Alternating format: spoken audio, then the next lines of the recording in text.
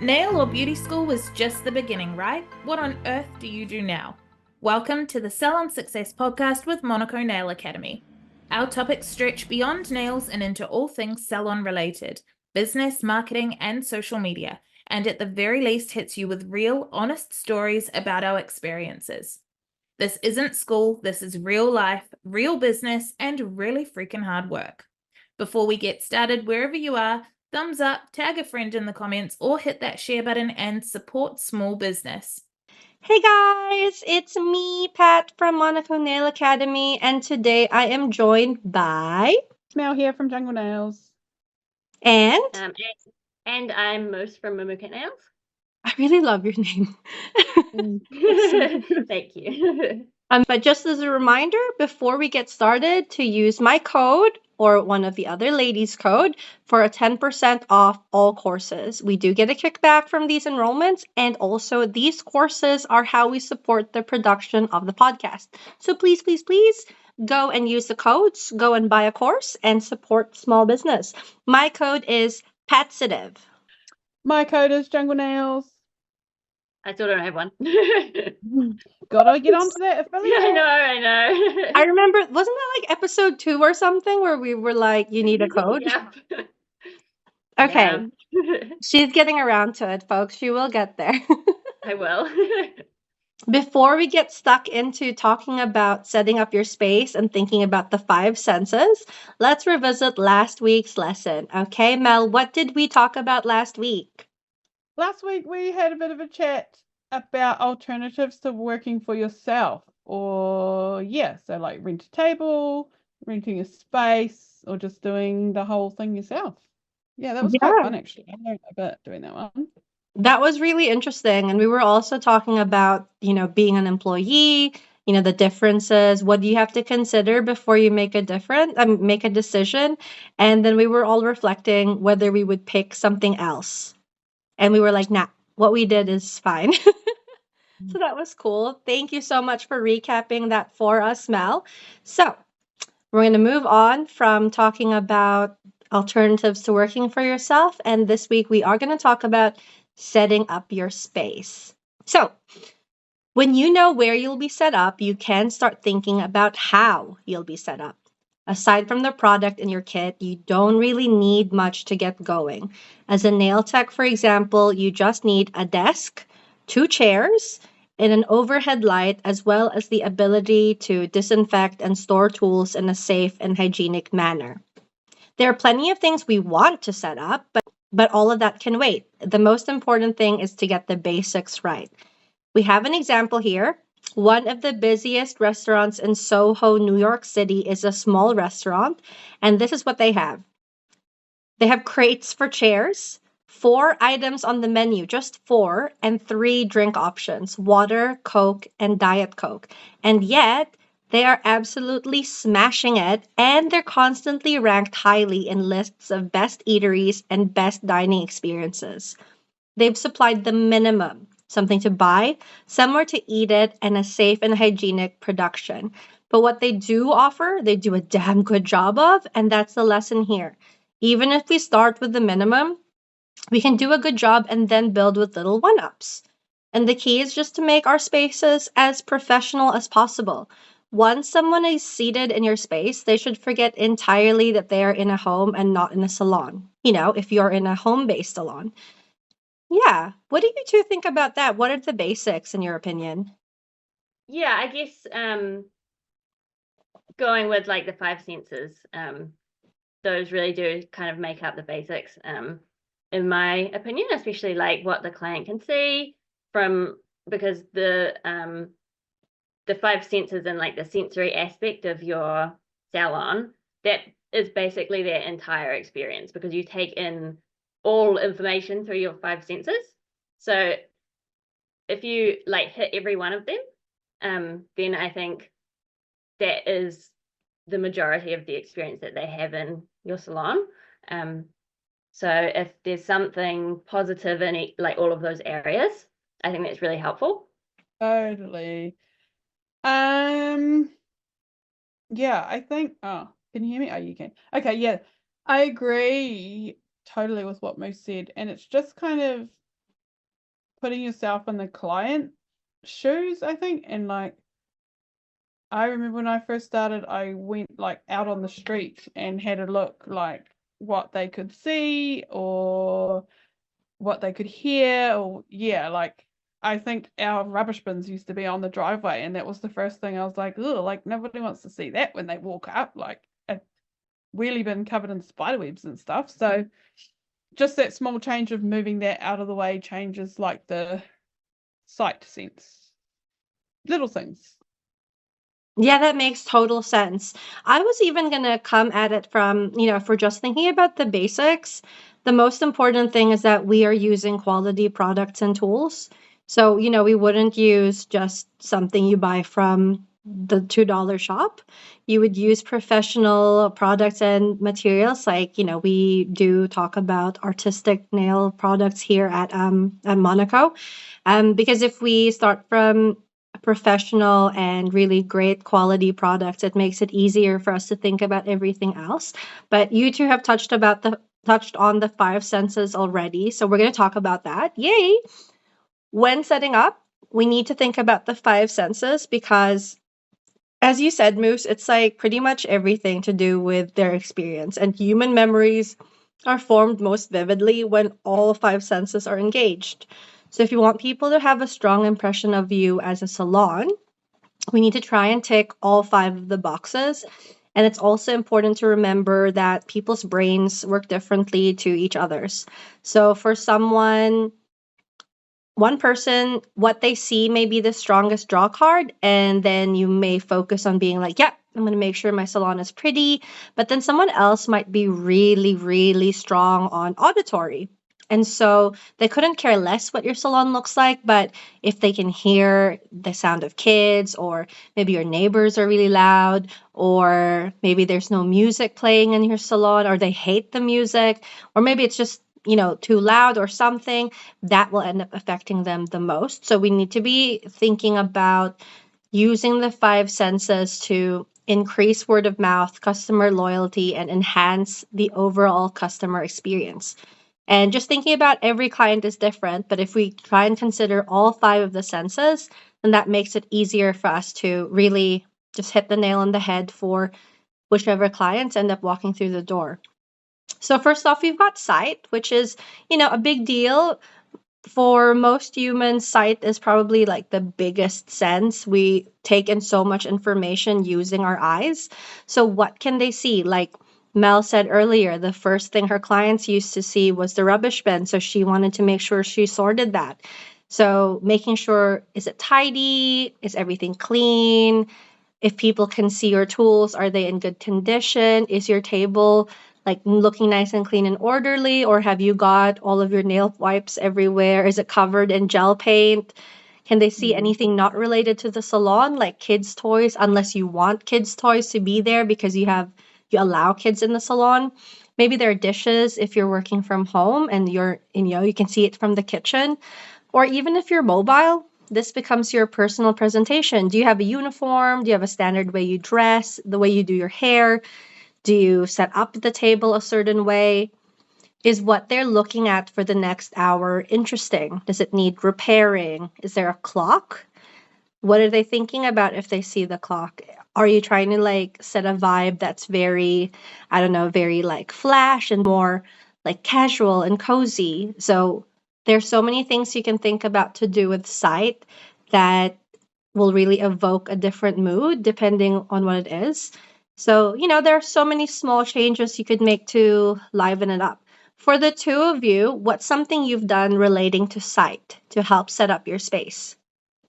So I think too, sight is not just like when they're sitting in the chair. It's like down your driveway, across your lawn, like before they even, if they haven't booked in yet, but they do a drive-by, like, is your house going to look like inviting? Or I know Penny's talked about like the fence where she first set up and how some people were like, where are we going like with this fence? But yeah, it's you got to try and think of the whole experience, not just in your cabin, and same as if you're in your house. Like, does your client want to walk through your lounge where there's a pile of washing, and then through your kitchen where there's dirty dishes, and down your hall where there's kids' shoes. And yeah, really try and broaden like what you're looking at as if you're looking from them. But yeah, so the one for me was the rubbish bins up the drive. And even now still, because my cabin is on my lawn, every morning I sort of go out there and move the kids' bikes and make sure there's no like dog poop and just random stuff that kids sort of leave everywhere, and just sort of either just throw it out of sight or actually like take care of it, get rid of it. But in the salon, definitely like having your qualification in main site. Make sure you're doing that. Ooh, good point. Yeah, just making it like light and just like nice feeling, light and clean, and yeah. Yeah, I think like as you were both saying, the like quality product and having your qualifications showing, that is definitely a really big part of visual, and it also has a lot to do with like being reassuring for your client and making them feel like it's a safe place because you're using like safe practices, and that's really positive.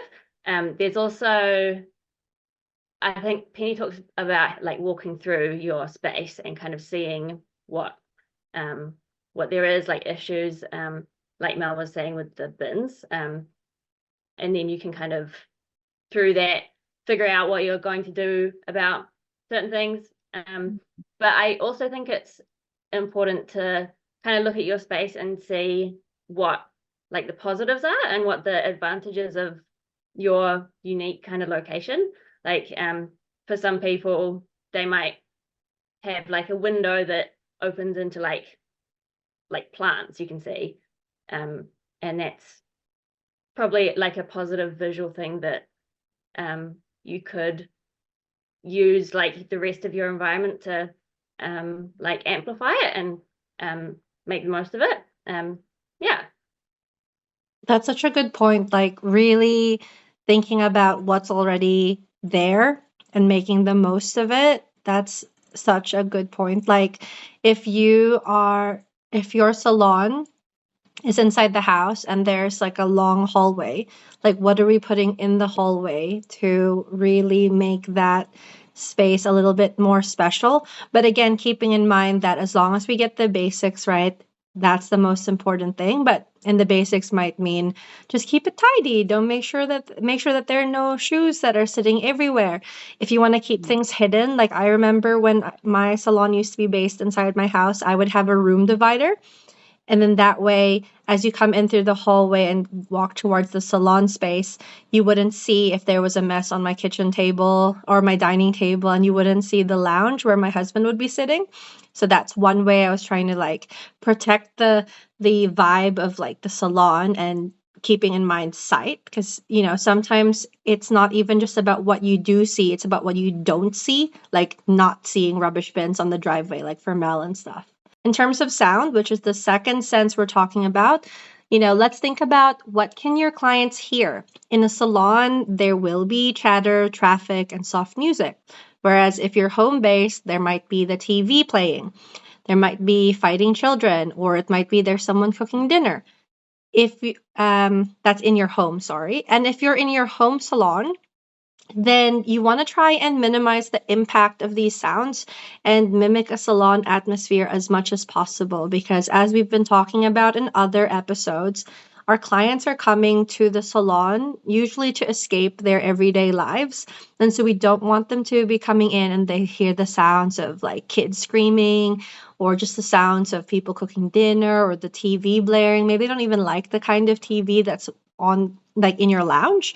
So in any situation, we need to make sure that, if people are speaking about things, that they're not too loud, the volume's good, and people are talking about appropriate topics. So if you're in a space where, you've got two nail techs or two different kind of beauty professionals, trying to make sure that people aren't talking about things that will make other people feel really, really uncomfortable, and just being mindful of that. making sure music is tasteful as well. Penny has suggested in a previous episode that you try and choose music with no words because some people just can't relax if they're listening to lyrics. Yeah. In terms of sound, Moose, what have you been doing in your space? I think a lot of it is kind of down to client preference. Like, obviously, some things you can control that is in your environment, and some things you can't. I mainly try and focus on the things I can control. And for music, I kind of try and keep my music usually like kind of similar when it comes to like the vibe, I guess. Just to have like a consistent experience. But if someone comes in and they want to listen to something specific, then I also don't mind doing that. But I think client preference really comes into it with like how chatty you want to be with them. I know a lot of like nail salons and nail techs will give people like the option to either have like a chatty service or a kind of silent, more relaxing service. And I think that is like really useful to have in your mind, even if it's not something that you might do because it might not necessarily apply as much to your target market. But it's kind of interesting to see all the different ways you can, use sound in your salon. That was so good. That was such a good overview. I'm obsessed with the fact that you talked about client preference. Like, that is such a good point. I mean, as much as I want to blare my music all day long, which might be hip hop, other people may not like that. So if the clients want to listen to soothing salon music, then I should play that. Or yeah, if they want to listen to lo-fi music, we can play that as well. Or some people might just want the sounds of silence or the sound of raindrops. So taking into account what people want is so important. Such a good point. I think it is important, but also like if you really want to be seeing like a lot of clients who also like to listen to hip hop, then that might also just be part of your target market. So you might want to target people who might be interested in that more than other people. So it's not like all about client preferences. It's also about what you're looking for, I guess. Like it, because your environment does impact you as well. Yeah, and the vibe you want to create. Yeah. That's a good point. I think we play a lot of like witchy music in our salon space, and that ties in really well with the sites that we have also. Like we've got crystals and oracle cards on display. Just really like witchy vibes. We even have like we have a salon skeleton and she's covered in flowers, and that just goes with the vibe. Yeah. Yeah, which is like you wouldn't expect a skeleton in a random in a random salon, but she's there. She's got a hat on. She's got flowers all over her, and she's just sitting pretty on the couch. Yeah. That's the vibe you guys want to create. And then if you put that out there on social media, the people that don't like that won't come. Yeah, I think that's also a good point because like your social media is also kind of like an extension of your space. It's just your space but online. So if you're like bringing aspects of your salon and how you manage that like into your social media and help people kind of see what it's about, that's gonna also be really helpful to have like the consistent experience. It ties back to your avatar, eh? Like if you want to create that space and attract like-minded people, then yeah, people that makes uncomfortable or whatever, they just won't come, and that's totally fine. Yeah, we're just trying to really reel in our client, our ideal client, throwing that spaghetti, really pinpoint accuracy. We want that. Okay. Yeah. Talking about spaghetti, smell is another sense. So what can people smell? Again, if you're based in a home, there's usually smells of cooking dinner, but also there's, fresh washing. Those are very different to the smells of a salon where it might be more about oils and candles. So you want to make sure you have proper ventilation for the products you're using and that you replace any homey smells with more pleasant ones like candles or oil burners. And even better if you burn a candle that you also sell, because then potentially you also get money. If you try and create a signature scent so that every time people walk in, they're instantly relaxed, that would also be great, because then you start building a sensory relationship between that smell and how they've felt during previous visits. And then there's that relationship there and they start to connect the dots. How do the two of you use smell in your salon? I don't really.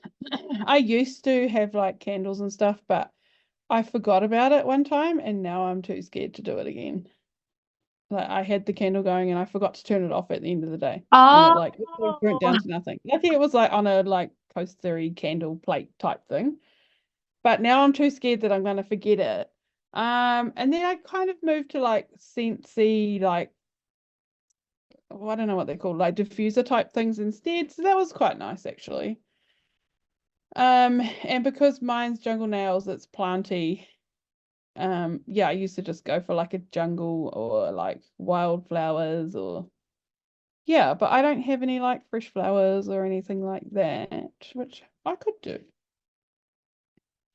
If you wanted, but there's no pressure because again, it's about getting the basics right. Yeah. Moose, I think you want to say something. Yeah, I'm kind of the same. Like I don't use smell like heavily. I do probably put quite a lot of effort into keeping the space ventilated is probably the main thing, especially when I'm using like monomer and things, or like dust collectors, really helpful. And yeah, apart from that, it's mainly like cuticle oil for me, or also like coffee if people want coffee. It's definitely a strong smell that lots of people have a positive reaction to. So And I suppose it's not just like good smells. We want to also keep away like the bad smells, right? Like making sure we've got a bin that's got a lid and ventilated so they don't get smacked in the face by monomer smell when they first walk in, or yeah, just making sure it's like clean and we smell clean and nice as well. Yeah, our personal hygiene is so important also. Mm. Or like even if we have pets, making sure that there's no like wet dog smell, making sure that if our pets are there, that they don't do anything silly that will require us to clean up after them, and just being mindful about that sort of thing. In our space, again, because we're all about that witchy vibe, we do tend to light incense and or candles, and it just really sells the whole this is like a pagan kind of vibe. And yeah, so we're just big on that. Even if we don't light it, sometimes people will be like, hey, where's the incense? Where's the Yeah. candle? Like they just kind of expect it, which is so funny because like, oh, right. Do you like those? That's cool. Okay. We kind of were just doing it for ourselves. Yeah. But I suppose smell kind of came into it with the rubbish bins in my driveway too. Like people don't want to smell like rubbish when they're walking so in. true. And the dogs, like people don't want to walk past and smell like fresh dog poop on the lawn. Like, yeah, it's not all about just like what you want them to smell. It's also what you don't want them to smell. Such a good point. Yeah. Awesome. Okay. Another sense is taste, which can be like, taste, why are we talking about taste? But, a client may have a coffee or they may have a small treat. We know what someone might offer lollies, that sort of thing. Engaging taste as a sense can be important for creating those strong memories. Do either of you use taste in any way? I give my clients a little bag of lollies, which has a business card attached to it. I guess it would create like because usually we'll put spearmint leaves in it because that ties into my jungle nails. Oh, So I guess like in future, if they went and got like spearmint leaves, it might be like, oh, that's right, I got some from Mel, like.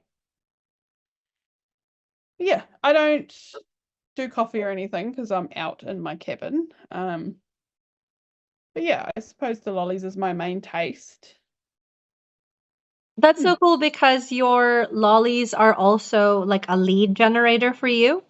Like you can use that for like even if your client doesn't eat the lollies, they might leave it in their car and then a friend might see it. And I think you mentioned that at another episode. Yeah, and that's its main sort of purpose, but I suppose it ties in. Or even like, I know it's not great, but they eat the lollies and the rubbish is lying around and someone else picks it up. Like, yeah, it's just a whole avenue there. But I suppose the taste, yeah, like it would create that memory in their head, like, oh, these are so yum. I remember when I got it off Mel, like, So good. Moose, do you use taste at all? The main way I use taste is probably with like tea and coffee.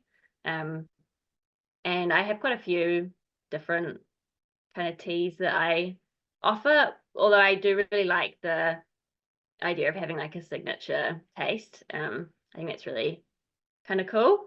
And makes people kind of like set you apart almost, like, oh, they've got that thing. Yeah. oh, you know what you should do? You should do milk bottles. Oh yeah. Oh my gosh, that makes sense. Problem is I really hate them.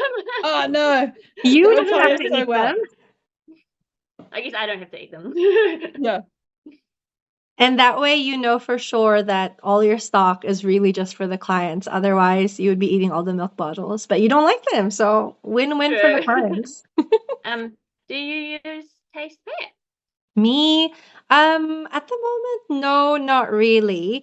We have been playing around with the idea of having like a juice bar area, or like offering mocktails and stuff because it's something that Katie and I like doing. Like, for example, I have so many lavenders at home, so I like doing things like lavender lemonade, that sort of thing. So it's like, ooh, I wonder if I could offer it. And it goes again with the whole witchy vibe. So if we're doing like these kind of herbal type like drinks that again fits into the overall vibe of the salon that we're trying to achieve. But at the moment, no, we haven't. We've just kind of been focusing on the basics at the moment.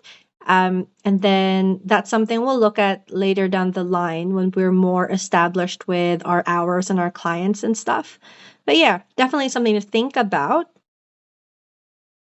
Yeah, I really like how you kind of tie all your five senses together. I think you've done it like really effectively with the kind of witchy vibes and all the different ways you kind of like suggest that to your clients. I think it's really cool. Aw, thanks, Moose. That's so lovely. Okay. While I'm feeling all of these good vibes, the last sense is actually feeling. I'm feeling good. And now we're talking about feeling or touch.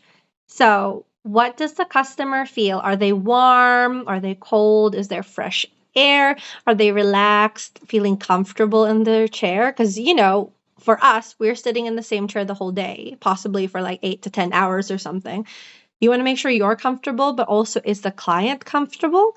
Are they made to feel at ease in your salon space? So feeling as a sense has many facets to it, and it's not just limited to whether your table towels are soft, although that's also important. So as you look to set up, you want to keep in mind all of these things. And yeah, do either of you think about feeling with regards to your clients? I do. I think more so about how they feel themselves rather than like what they're touching. But touch, definitely, like I have a throw on my chair that's like waffles, so it's really like satisfying to touch. But yeah, feeling, definitely I want them to feel. A big thing for me, being a plus size woman, is that I don't want to go to a place and then I get there and it's like this tiny chair with sides in it that's going to make me feel like, oh my God, I'm too big for this chair. But I really made sure I had a nice wide flat chair with no arms, really stable feeling. Yeah, because I know that we all think about just those little things. So that's definitely one of the feelings for me. But yeah, really, just feeling like welcome, I think, is a huge one. But then how do we create that? Well, we try with the five senses, right? Yeah, I think that's a really good point about like using your own experience to kind of figure out what will make people feel more comfortable. Like when I have like got my nails done, I know that I as a client myself tend to like get like sit in uncomfortable ways, and me kind of having that experience means that when I'm doing someone else's nails, I'm kind of thinking about how comfortable are they actually, because you are kind of like putting them in kind of weird positions sometimes when you're doing their nails. So it just kind of I think helpful to look at it from their point of view again. And yeah, comfortable chair, like big one. And at the same time as like you want to focus on your own like ergonomics of your space. Things like table at a good height, those kinds of things are also important for clients. Because if the chair and the table are like real mismatched, then they'll be like, or like not super ideal for them being comfortable for long enough for you to do a like good job for them. Yeah.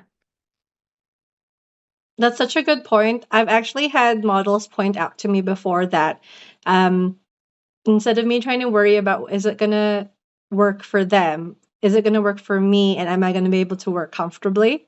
Because I'm the one who's actually working and they're just chilling in the chair, which is like, oh, yeah, of course. I mean, they're going to find a way to make themselves comfortable, but I need to be able to do the work in a way that's not going to hurt me. So ergonomics, really good point.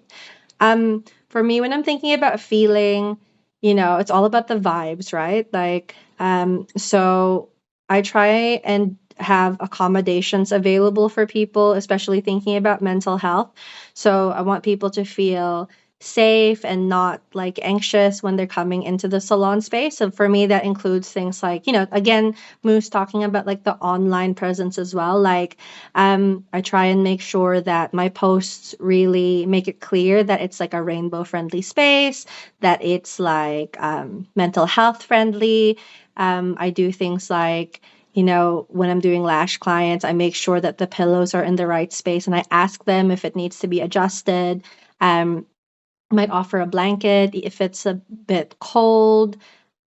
I also offer fidgets to clients, or even like having a little stand where you can put your phone so that you don't have to touch your phone while you're having your appointment. So you can kind of like have one hand up and just like the bottom of your finger or like your knuckle can scroll through TikTok or Instagram. So you're not messing up the work that I'm doing, but you're still also able to chill with your phone. So I know for me that's important because I get quite fidgety.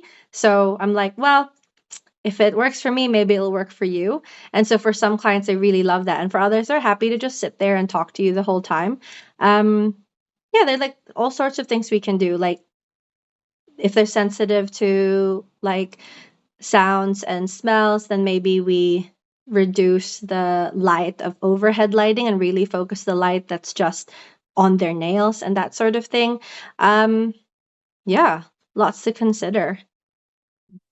I would imagine it's really important when you're doing lashes because you're sitting there with your eyes closed. Like you really want to feel like, like other people aren't going to be walking in and you can't see who they are or what they're doing.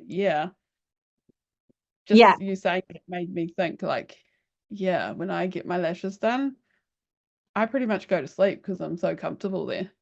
It's so important that you're comfortable because otherwise, we don't want you to be sitting there for like, a really thorough service, depending on what you get done. It could be an hour, but it could be up to 3 hours for like a specialized lash set, right? So you're lying there with your eyes shut, and we need to make sure you're comfortable and you feel safe. Because I've had the experience where my lashes weren't done drying and they were trying to send me out. And then I was arguing with the lash tech, and then they were like, fine. And then they turned on the fan, and then they turned off the lights, and then they left.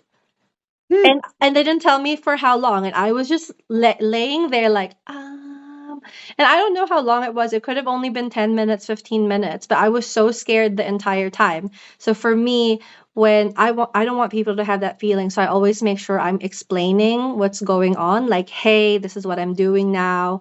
hi, how are you going? I mean, if they're asleep, obviously, I'm going to let them take a little nap because that's important. But yeah, we just want to make sure our clients are at ease in our spaces. And that might be as simple as even just asking them, do you want to have a silent appointment today? Because I know I'm a chatty person, but sometimes you may genuinely just want to like sit there and like zone out, right? So, yeah. Okay. So as we're setting up, we just need to keep in mind that we can, it's so easy to be like, I'm going to spend all my money making sure everything is perfect. But we don't have to do that. Let's think back to that restaurant in Soho with the crates for chairs. So we can start by just setting aside a tiny, tiny budget for improvements. You should be able to cover all the five senses for under $50 when you think about a setup fee, because you may have all sorts of things just laying around the house, thinking about, can you get a poster? Can you get a plant? You sort out a playlist. That could be free. Just go on YouTube. You'd have a family meeting about respecting client visits. What are people supposed to be doing? You can buy a candle. You can get some nice tea and coffee. You can put a throw on the client chair. And then once you've done your $50, then you can think about what other purchases do you need to make a profit. So do you want a new cushion? Will it make you a profit? No? Then maybe you don't need to buy it. You want to upgrade your desk? Is it going to help you increase your profit? Again, maybe no. So then you try and keep your old one if it's not wrecked yet. Yeah, and then Penny just made a note here for all of us that if you do the pricing for profit module, you'll be able to work out your actual net profit. And then once you have a net profit, you can spend it on anything you want. Because until then, if it doesn't make you a profit, you don't need it. And I'm like, oh my gosh, I really need this reminder because I love to just spend money on things. So I'm like, oh, I want that. And it's like shiny magpie syndrome. But realistically, at the end of the day, what does the client need? They just need a comfortable chair. They want you want to be able to see what they're doing, want those quality products. And those are the most important things. Do I need to have a skeleton on the chair? No, but the only reason we have one is because we already had a skeleton and we just decorated it with stuff we already have. Yeah, so we don't need to go overboard. So just because Pat has a skeleton doesn't mean you have to get a skeleton just because you want to have a witchy vibe. And just because I have crystals doesn't mean everyone should buy a 5 million crystals. And if just because somebody else has like a massive Scentsy collection doesn't mean you have to have one as well. It's just using what you already have. And yeah, what do you two think? Yeah, I agree. Like what works for you is not going to work for my space or my personality or my vibe. And yeah, I think we all kind of rush out and buy all these things at the start because it's exciting and yeah, but one thing at a time, right? Like a one thing at a time, little by little can really make a big difference.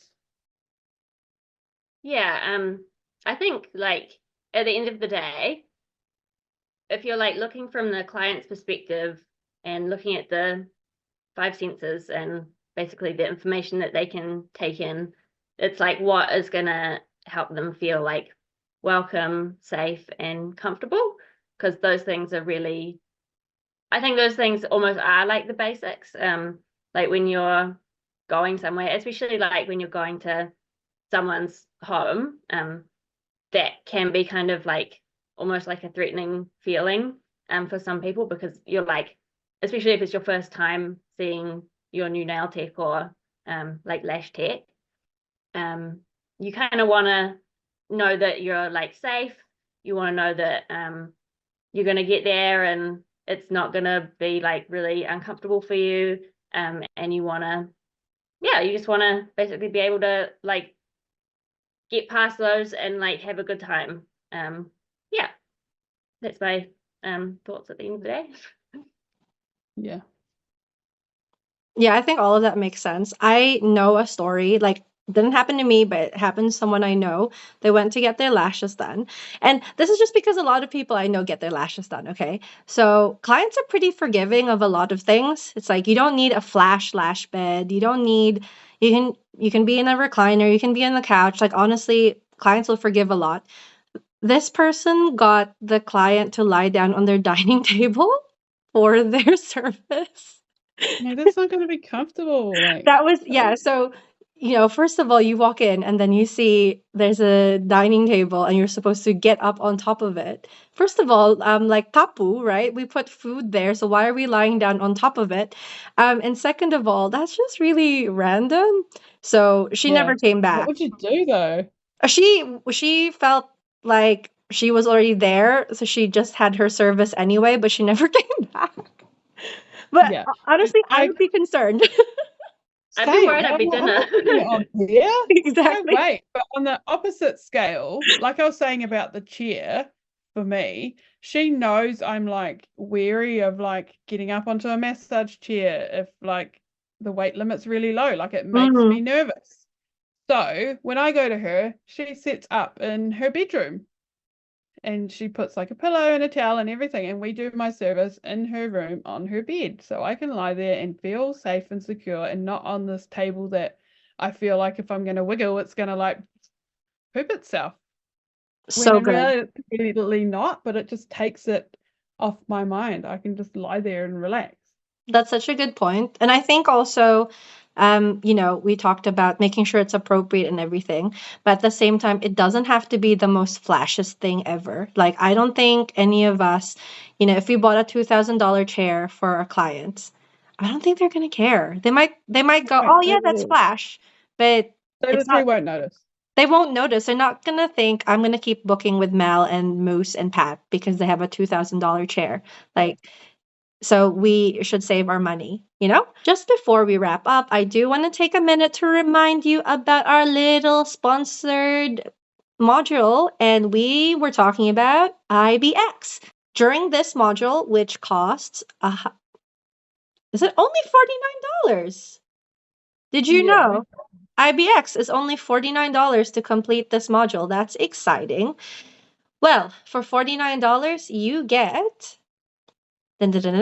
what IBX is, how it works, and why you should use it in salon, how to apply it in various situations, how to upsell IBX to clients who need it. You get 1.5 hours of video content, and this pre-recorded demo video does allow you to see a demonstration from multiple angles up close and with the benefit of rewatching. Plus, there is a written assessment, and you can reset that unlimited times. So make sure that you sign up for IBX because it's a great product. Moose and Mel, do either of you use IBX? Yep, sure do. Thoughts? It's awesome. Clients love it. They love to see like the immediate benefits of it. I know, right? It's so good. And I think Moose shook her head. She's like, no, I don't have IBX. But Moose, what are you thinking? Should you get it? I actually have bought IBX the product and will be getting the course soon. So I got the product and the course in the wrong order, but yeah, I'm really excited about learning it because I've seen some really exciting like transformations and benefits that people have had from using IBX. And also I have like a few people in my mind who I'm just thinking like, yeah, that would be like the perfect thing for them. So yeah, just so useful. Make sure you use our codes when you buy it. So be like Moose and use our codes when you're going to get the IBX module. My code is PATSITIVE. Mel, what's yours? Mine's Jungle Nails. There you go, Moose. You better pick one of ours. It will save you 10%. I will. And with that done and dusted, before you go, just make sure you like our page or you follow the podcast so that you don't miss the next episode. And we will be back next week. Do we know what we're doing next week?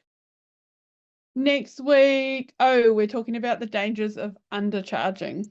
Ooh, spicy topic. Hands up. Okay, say I if you've definitely undercharged. At least once. I. Straight away. Most of you undercharged? Yeah, me too. Okay. I'm like, whoa, she's amazing if she's never. Okay. So we're going to talk about the dangers. And if you have already undercharged, it's okay. Learn from it. We will all learn from it. Amazing. So until then, check us out on Facebook, Instagram, and YouTube. Search Monaco Nail Academy, or you can follow our respective salons. Mine is PATSITIVE Beauty. Mine's Jungle Nails NZ. And mine's Moo Cat Nails. Have a great week. Thank you so much for joining us. We will see you next time. Bye. Bye. Bye.